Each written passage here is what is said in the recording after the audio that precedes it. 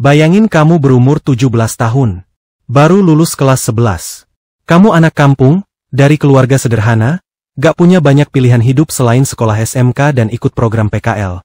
Biar nanti bisa kerja bantu orang tua. Karena kamu tahu, inilah satu-satunya jalanmu. Tapi, bayangin juga, kamu dikirim ke laut. Ke sebuah kapal besar. Katanya Butte Belajar. Nyatanya, kamu disiksa, dihina bahkan, dilecehkan. Dan akhirnya, kamu hilang. Bukan karena badai dan bukan karena kecelakaan. Tapi karena kamu gak tahan lagi, dan gak ada yang nolong. Sebut saja namanya Ahmad Wibowo. Siswa SMK Perikanan Puger. Hilang di perairan Masa Lembu saat PKL, 18 Mei 2025. Dan ini, bukan kisah horor. Ini kisah nyata yang sampai hari ini, masih dibungkam banyak orang.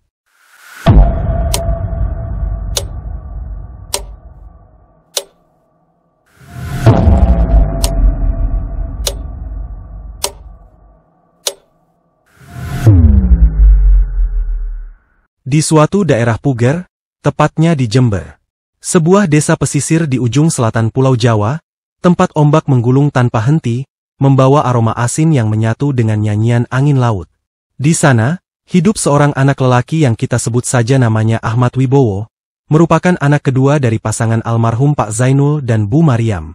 Usianya baru 17, namun pundaknya sudah lama memanggul beban yang lebih besar dari tubuh kurusnya. Setiap subuh, ketika langit masih biru gelap dan lampu-lampu nelayan di laut berkelap-kelip seperti bintang jatuh, Ahmad sudah bangun. Ia biasa membantu ibunya menyiapkan sarapan untuk adiknya, Laila, yang baru duduk di kelas 5 SD. Rumah mereka kecil, berdinding papan kayu yang mulai lapuk, beratap seng yang bersenandung tiap kali hujan. Namun di mata Ahmad, rumah itu adalah dunia yang paling damai. Ibunya kita sebut saja Bu Mariam, seorang perempuan tangguh yang hidup menjanda sejak suaminya terseret ombak ketika melaut 7 tahun lalu. Sejak itu, hidup mereka seperti perahu bocor yang terus dipaksa melaju. Ahmad, yang saat itu masih duduk di kelas 4 SD, tahu betul betapa ibunya menahan tangis saban malam sambil menenun jaring bekas, berharap bisa dijual kembali untuk tambahan uang dapur. Itulah kenapa Ahmad memilih masuk SMK Perikanan dan Kelautan Puger, meski jaraknya hampir 1 jam bersepeda dari rumah. Ia tahu, masa depan bukan untuk mereka yang duduk dan pasrah pada nasib, tapi untuk mereka yang berani mendayung sendiri, bahkan ketika arus melawan. Di sekolah, Ahmad dikenal sebagai anak pendiam tapi cerdas. Ia bukan pembicara ulung, tapi cara ia memotong insang ikan tuna dengan presisi atau menyusun rencana budidaya kerapu dalam tugas kelompok membuatnya disegani diam-diam. Para guru sering menyebutnya sebagai siswa dengan mata tenang dan hati keras kepala. Ia jarang bicara, tapi begitu sudah bertekad, tak ada yang bisa membelokkannya. Namun bukan berarti hidupnya mudah. Seragam putih birunya sudah mulai pudar karena terlalu sering dicuci dengan sabun batang. Sepatunya sobek di sisi kanan dan ia menambalnya dengan bekas ban dalam motor. Uang jajannya hanya cukup untuk 1 roti dan air putih. Dan seringkali ia memilih menyimpannya untuk Laila. Meski begitu, Ahmad tak pernah merasa miskin. Ia hanya merasa belum sampai. Dalam diarinya yang disimpan dalam kaleng biskuit Hongguan kosong, ia pernah menulis, "Hidup ini seperti jaring ikan, Bu. Kadang robek di sana-sini. Tapi kalau kita sabar menambal, lama-lama bisa utuh lagi. Aku bukan siapa-siapa sekarang, tapi suatu hari, aku pengen ibu duduk di depan televisi, lihat aku pakai seragam pelaut, bawa nama sekolah dan nama desa kita." Suatu hari, selepas pulang sekolah, Ahmad menemukan ibunya menangis sambil menggenggam amplop coklat. Tangannya gemetar saat menyerahkannya kepada Ahmad. Di dalam amplop tersebut berisi dokumen penempatan praktik kerja lapangan yang sering kita sebut sebagai PKL. Di dokumen tersebut menjelaskan bahwa Ahmad berhasil mendapatkan PKL di sebuah kapal besar dari perusahaan di Pati. Kapal tersebut bernama Pancuran Samudra Nusantara. Seminggu sebelum keberangkatan, Ahmad makin sering duduk di pinggir dermaga, menatap laut seolah sedang berbicara pada almarhum ayahnya. "Pak, aku mau melaut juga. Tapi kali ini, aku nggak akan jadi korban. Aku akan balik bawa bangga untuk bapak dan ibu." Dan laut, seperti biasa, hanya menjawab dengan debur pelan, seolah menyimpan rahasia yang tak akan pernah diungkap pada manusia. Di belakangnya, langit Puger meredup perlahan, membawa fajar menuju gelap. Tanpa disadari oleh siapapun, itu adalah masa-masa terakhir keluarga Ahmad mengenalnya sebagai anak yang utuh. Karena tak lama lagi, lautan masa lembu akan menelan mimpi itu, bersama nyawa dan semua tanya yang tak terjawab. Hari itu langit Jember mendung. Angin dari selatan membawa hawa dingin ke halaman SMK Perikanan dan Kelautan Puger. Di ruang guru, suara printer bergemuruh seperti suara ombak menghantam karang. Di luar, puluhan siswa kelas 11 berkumpul dengan wajah tegang, menanti selembar kertas yang akan menentukan langkah mereka ke dunia yang sebenarnya, praktik kerja lapangan, atau yang biasa mereka sebut, PKL. Di antara kerumunan itu, Ahmad berdiri dengan wajah penuh harap. Kemejanya kusut dan sepatu hitamnya dipenuhi debu, tapi matanya jernih seperti laut yang belum terusik angin ribut. PKL adalah puncak dari perjalanan 2 tahun belajar teori dan praktik. Semua siswa diwajibkan mengikuti program ini selama 4 bulan penuh, ditempatkan langsung ke kapal industri, pelabuhan, atau pabrik pengolahan hasil laut. Tak semua tempat PKL dianggap setara. Ada yang ditempatkan di tempat pelelangan ikan lokal, ada juga yang naik kelas ke kapal besar milik perusahaan nasional, dan itulah yang diimpikan banyak siswa. Namun untuk bisa berangkat ke kapal industri, syaratnya berat, nilai rapor harus di atas rata-rata, tidak memiliki catatan kedisiplinan, serta lolos seleksi wawancara dan tes fisik. Hanya 6 siswa dari total 60 siswa di angkatan mereka yang akan dikirim ke kapal skala besar. Sisanya tersebar ke lokasi PKL yang biasa-biasa saja. 2 minggu sebelumnya, Ahmad mengikuti tes wawancara bersama puluhan rekannya. Di hadapan 3 guru dan 1 perwakilan dari PT Pancuran Samudra Nusantara, ia menjawab dengan suara tenang namun mantap. "Ahmad, apa alasanmu ingin PKL di kapal industri?" tanya salah satu guru. "Karena saya ingin merasakan kerja sungguhan. Saya ingin tahu bagaimana dunia perikanan profesional bekerja. Dan saya ingin mengangkat derajat ibu saya," jawabnya tanpa keraguan. Perwakilan dari perusahaan mencatat sesuatu di berkasnya. Lalu datang pertanyaan yang lebih tajam. "Kamu siap menghadapi risiko kerja keras di tengah laut? 12 jam kerja, ombak tinggi, tidak pulang selama berbulan-bulan, sinyal minim, bahkan konflik dengan rekan kerja." Ahmad pun menjawab, "Iya, saya siap, Pak." Mereka tidak tahu, jawaban itu berasal dari luka masa kecil. Dari kehilangan ayah karena laut. Dari ketabahan ibunya yang setiap hari menatap pantai dengan mata kosong. Lalu datang hari pengumuman. Guru Bika naik ke atas panggung kecil dan membaca satu persatu nama peserta PKL yang lolos ke kapal industri. Pertama Arwan Firmansyah, kedua Agil Prasetyo, ketiga Rangga Lazuardi. Ahmad mengepal tangan. Nama-nama itu adalah siswa yang dikenal nakal, tapi punya koneksi. Orang tua mereka punya relasi dengan kepala sekolah atau perusahaan. Lalu suara itu kembali menggema. Keempat Ahmad Wibowo. Detik itu dunia seperti berhenti. Ia menoleh ke langit yang mendung, lalu menunduk dengan cepat, seolah menahan haru. Di balik senyum itu, ada gemuruh yang hanya bisa dirasakan oleh mereka yang pernah merasa tak layak tapi akhirnya diberi kesempatan. Namun kabar itu tidak disambut dengan kebahagiaan oleh semua orang. 2 nama lain yang juga lolos ke kapal yang sama yaitu Agil dan Rangga. Mereka tidak senang melihat nama Ahmad berada di daftar yang sama. "Gak salah nih anak nelayan masuk kapal industri? Hahaha. Pasti karena kasihan," bisik Agil pada Rangga di lorong sekolah. Ahmad mendengarnya.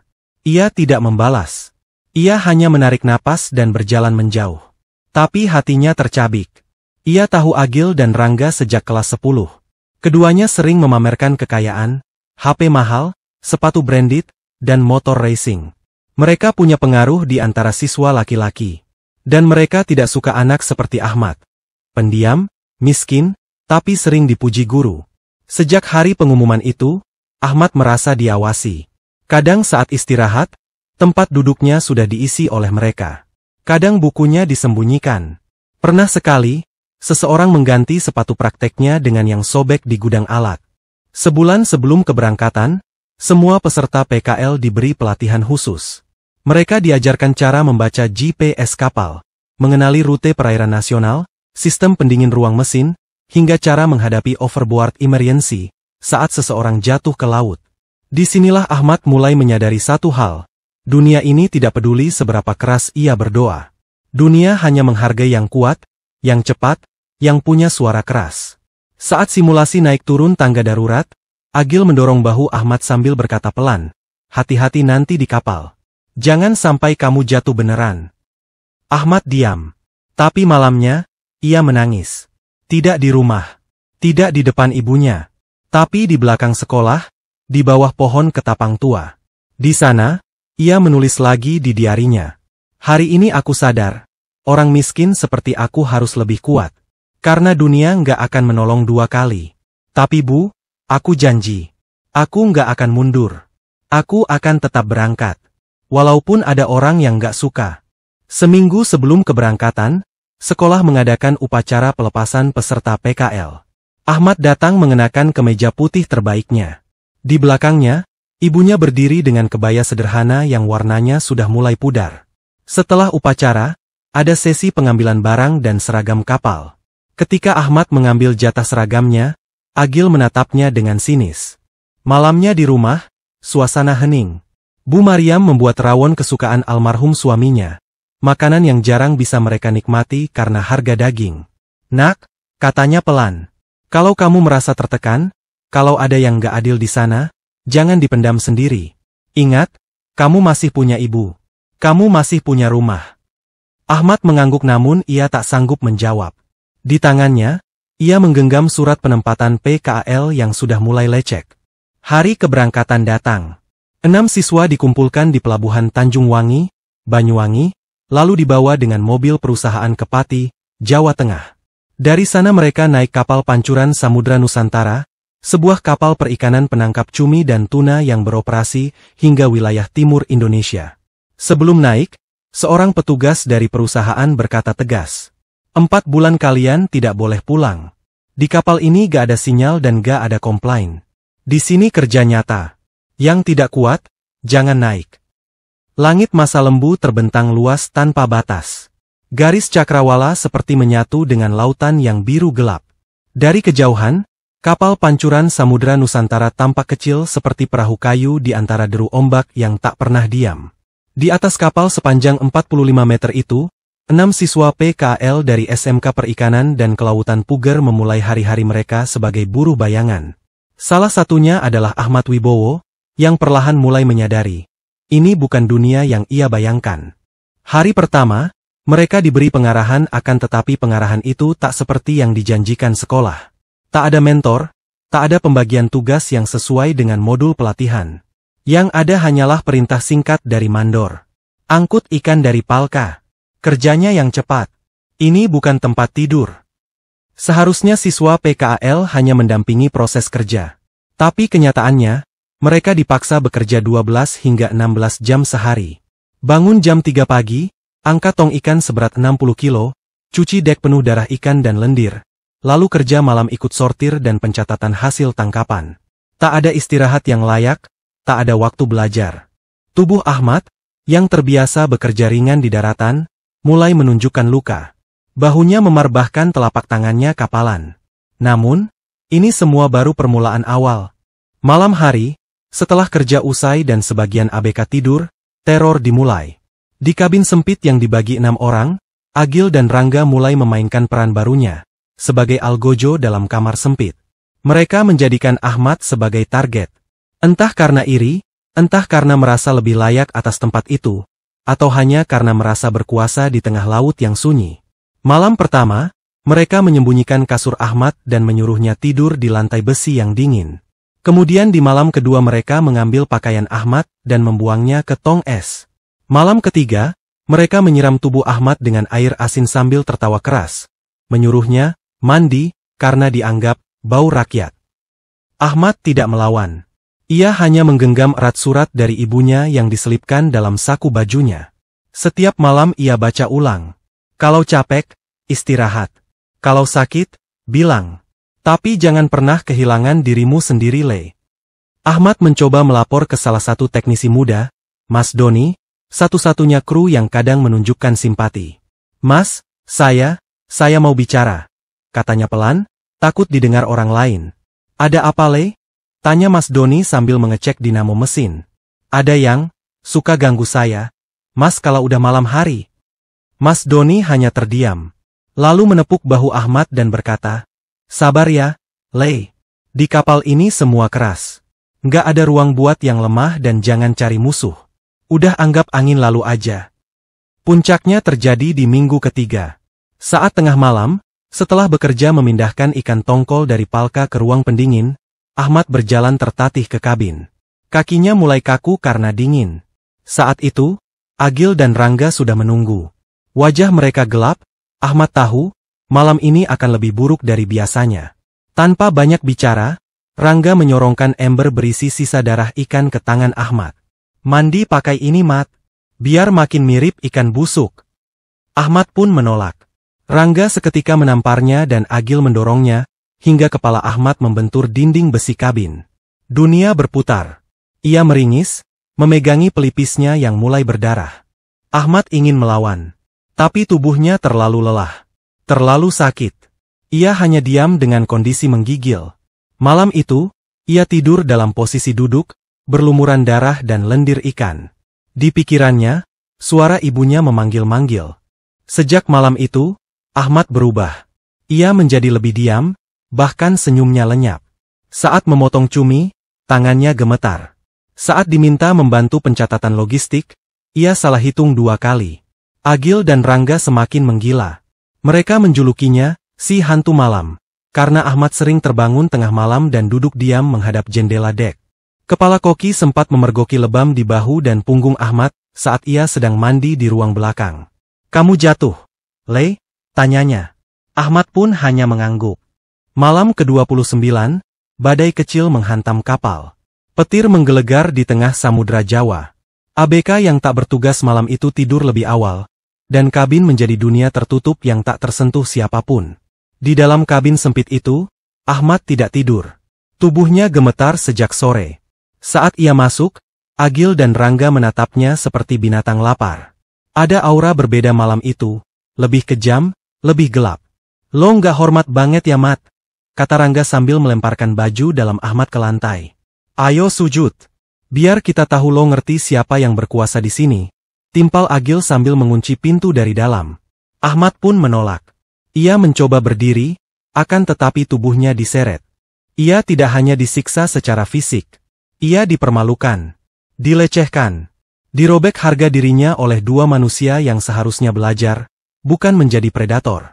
Ahmad tidak menangis, ia hanya diam, bahkan ketika bajunya disobek sebagian, bahkan ketika punggungnya ditekan ke lantai besi, ia tidak berteriak. Pagi harinya, saat matahari terbit di balik kabut masa lembu, Ahmad hanya duduk di buritan dengan wajahnya kosong. Tidak ada amarah, bahkan gak ada air mata. Mas Doni sempat menemuinya dan berkata, "Lei, kamu kenapa? Wajah kamu pucat banget." Ahmad hanya menjawab, "Saya pengen turun dari kapal ini, Mas. Apapun caranya." Mas Doni bingung dan berkata, "Tapi belum waktunya, Lei." Namun Ahmad tak mendengarkan. Dalam pikirannya, tidak ada waktu yang cukup untuk menunggu. Ia harus pergi dengan segera.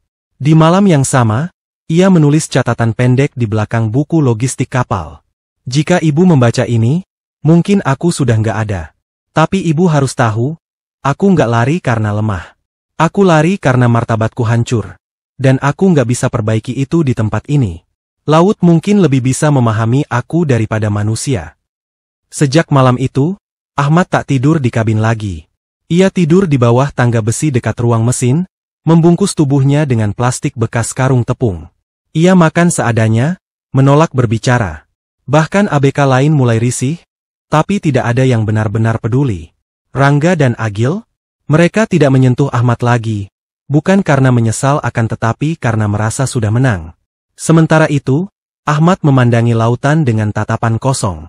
Ia mengukur palka, menghitung jarak dari dek ke laut, mencoba mencari cara, celah, waktu, dan keputusan. Malam 17 Mei, ia berdiri lama di ujung buritan. Satu tangannya memegang tiang baja. Angin laut memukul wajahnya, keras, dingin. Kalau aku terjun, mungkin orang akan mengira aku kecelakaan. Kalau aku pergi, setidaknya tidak ada yang bisa menyakitiku lagi. 17 Mei 2025, malam ke-34 di atas pancuran Samudra Nusantara. Angin terasa lebih dingin dari biasanya, dan ombak perlahan meninggi, meski belum mengancam. Di dek belakang kapal, seorang anak muda berdiri sendiri, mematung di bawah cahaya redup. Namanya Ahmad Wibowo. Tubuhnya kurus, pakaian kerjanya lusuh dan basah oleh sisa air asin. Di tangannya, ia menggenggam ponsel milik salah satu teknisi yang dipinjam secara diam-diam. HP satelit tua yang hanya digunakan dalam keadaan darurat. Sore tadi, Ahmad menunggu saat sepi. Ia mengendap masuk ruang logistik, lalu mengaktifkan HP satelit itu. Sinyal lemah, tapi cukup. Ia tahu waktunya sempit. Maka ia tekan tombol rekam suara, dan hanya butuh 57 detik untuk menuangkan seluruh isi hatinya. Assalamualaikum Bu, maaf ya kalau aku ganggu. Aku cuma pengen bilang, aku udah nggak kuat. Bu, di kapal ini, aku bukan cuma kerja. Aku disiksa. Aku dipermalukan. Aku bukan manusia lagi. Aku nggak bisa cerita ke siapa-siapa. Aku udah coba bertahan, tapi sekarang, rasanya dada aku sesak banget. Aku nggak tahu aku akan sampai kapan di sini. Tapi kalau aku nggak pulang, tolong jangan salahin diri Ibu. Aku cuma pengen pulang, akan tetapi bukan ke darat. Aku pengen pulang ke Allah. Ibu jagain Laila ya. Wassalamualaikum. 18 Mei 2025, pukul 4.15 pagi. Peluit kapal ditiup panjang. Seluruh ABK bangun untuk jadwal kerja. Tapi satu nama tidak muncul saat pengecekan rutin. Ahmad Wibowo. Dia mungkin masih tidur di kabin, kata seorang ABK. Namun saat dicari ke dalam, kabinnya kosong. Kasurnya masih rapi. Pakaiannya tergantung, tapi sepatu kerjanya tidak ada. Buku catatan di bawah kasur ditemukan terbuka. Di dalamnya, satu kalimat tertulis samar karena basah. Aku tidak kuat, tapi aku juga tidak ingin jadi lemah terus-menerus. Seketika panik menyebar. Mandor langsung memerintahkan pencarian cepat. Setiap sudut kapal diperiksa, ruang mesin, ruang pendingin, geladak depan dan belakang. Tak ada jejak. Salah satu ABK mengatakan terakhir melihat Ahmad duduk di buritan malam sebelumnya. Di sanalah fokus pencarian difokuskan. Gak butuh waktu lama sebelum satu kesimpulan mengerikan muncul. Ahmad diduga jatuh ke laut. Pukul 9.20 pagi, sinyal HP satelit milik ibunya aktif sebentar karena koneksi dari posko pelabuhan Puger. Dan saat itu, pesan suara dari Ahmad masuk. Bu Mariam sedang menjemur pakaian, ketika ponsel tua itu berbunyi. Ia memutarnya pelan, mendengar suara anaknya sendiri. Lemah, rapuh, seperti berasal dari dunia lain. Seketika tangannya gemetar dan ia menjatuhkan ember cucian. Bu Mariam memutar ulang pesan itu 3 kali. Lalu jatuh terduduk dengan kondisi badan yang menggigil. Pihak kapal mulai panik setelah pemeriksaan menyeluruh. Tapi langkah mereka sangat terlambat. Barulah setelah lewat tengah hari, pihak kapal menghubungi darat, melapor bahwa satu ABK hilang di tengah laut. Begitu kabar itu sampai ke darat, beberapa pihak mulai digerakkan. Yang pertama adalah pihak perusahaan kapal.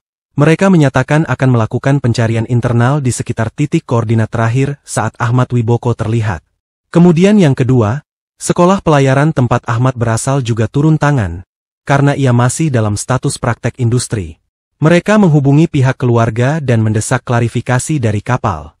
Dan yang ketiga, Polresta Pati melalui Satuan Polisi Air dan Udara, Satpolairut, turun melakukan koordinasi, terutama untuk mengakses jalur pelayaran dan data maritim.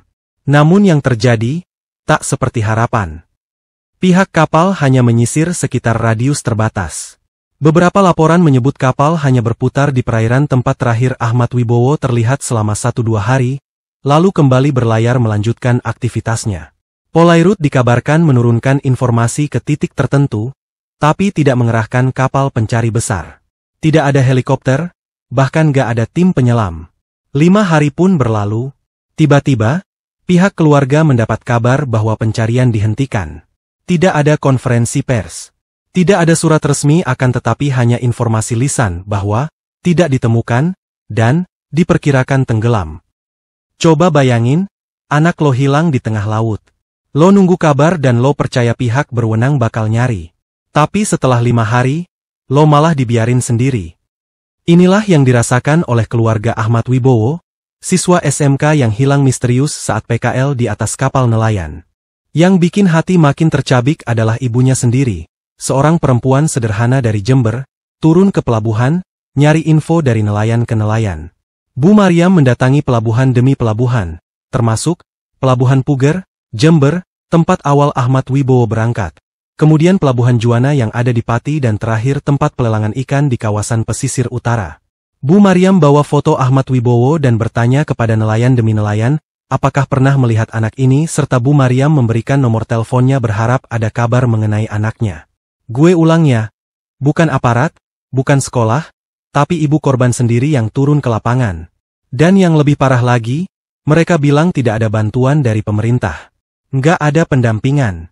Nggak ada tim resmi yang nemenin nyari. Bu Mariam menulis surat ke Dinas Kelautan, ke Kementerian, bahkan ke LPSK dan Komnas HAM. Semua didokumentasikan. Tapi, tak ada jawaban yang jelas, bahkan yang lebih menyedihkannya adalah tak ada respons konkret. Mereka bahkan menyewa perahu nelayan kecil, menyusuri titik laut yang dipercaya menjadi lokasi terakhir Ahmad Wibowo. Hanya berbekal GPS seadanya dan peta laut cetak. Bro, lo bayangin anak lo hilang saat PKL. Belum ditemukan. Keluarga masih nyari. Tapi tiba-tiba, sekolah ngeluarin surat resmi. Salah satu isinya adalah, tidak ada unsur pidana. Kesimpulan itu disebutkan berdasarkan hasil olah TKP, tempat kejadian perkara, dan penyidikan oleh tim Inafis Polres Pati, dan Polairut Juwana Jawa Tengah. Disebutkan penyidikan dilakukan terhadap seluruh ABK, anak buah kapal, yang terdiri dari 26 ABK dan 16 kadet siswa PKI, praktek kerja laut, orang tua korban dan keluarga, serta Kepala SMK Perikanan dan Kelautan Puger pada hari Senin 16 Juni 2025 di kantor Polairut Juwana. Olah TKP, penyidikan dan kesimpulan ini terasa janggal, mengingat itu semua dilakukan dalam waktu 1 hari dengan jumlah orang sebanyak yang disebutkan. Hingga hari ini, belum adanya konfirmasi dari pihak kepala sekolah si Bapak Kunjoro ini yang membuat banyak tanya di masyarakat terkait hilangnya Ahmad Wibowo belum terjawab. Di antaranya soal seperti detail kronologi kejadian, terus detail pelaporan pasca Ahmad Wibowo dinyatakan hilang. Kemudian detail proses pencarian. Yang lebih anehnya adalah kenapa kapal dipaksa sandar ke Pelabuhan Juwana sedangkan TKP hilangnya Ahmad Wibowo disebutkan berada di wilayah hukum Polres Sumeneb, perairan Masa Lembu. Kalau disimpulkan tidak ada tindak pidana, lalu Ahmad Wibowo ini hilang yang bagaimana dan apa sebab musababnya? Warganet langsung membanjiri kolom komentar berbagai media. Loh, kok sekolah bisa bilang nggak ada pidana? Emang mereka penyidik? Belum ketemu, belum jelas, belum ada hasil otopsi, belum ada apa-apa. Tapi udah bisa nutup kasus. Kalau nggak ada pidana, kenapa keluarga harus nyari sendiri? Banyak yang menilai surat ini adalah bentuk cuci tangan elegan. Terlihat rapi di atas kertas, tapi penuh tanda tanya di baliknya. Karena dari sisi logika hukum, penentuan ada atau tidaknya unsur pidana bukan wewenang sekolah. Itu tugas penyidik dan penegak hukum yang objektif. Apalagi kalau korban belum ditemukan, hidup atau tidak pun belum jelas. Jadi saat sekolah bilang, tidak ada unsur pidana, publik merasa, lo siapa? Dalam salah satu wawancara, Bu Mariam mengatakan, saya nggak tahu surat itu maksudnya apa. Yang saya tahu, anak saya hilang, belum ketemu, dan saya yang nyari sendiri. Lo bisa bayangin gimana rasanya? Saat lo masih berdiri di pinggir pelabuhan nunggu kabar anak lo, dan pihak sekolah udah menutup buku. Lo tahu apa yang paling nyakitin dari sebuah kehilangan? Bukan cuma nggak bisa nemuin orang yang hilang, tapi juga saat lo sadar, nggak ada yang benar-benar bertanggung jawab.